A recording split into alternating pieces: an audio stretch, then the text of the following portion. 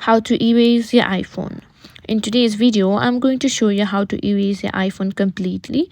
This is useful if you're selling or giving away your phone or just want to start fresh. Let's get started.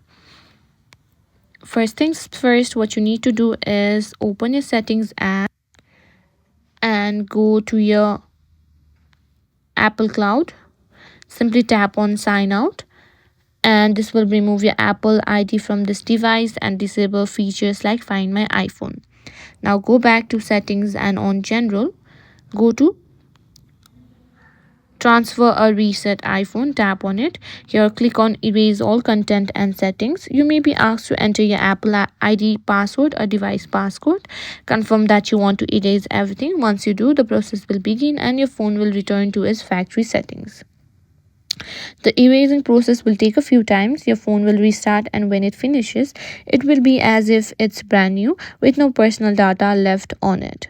After your phone restarts, you'll see the welcome screen. You can choose to set it up as a new iPhone or restore your data from an iCloud or iTunes backup.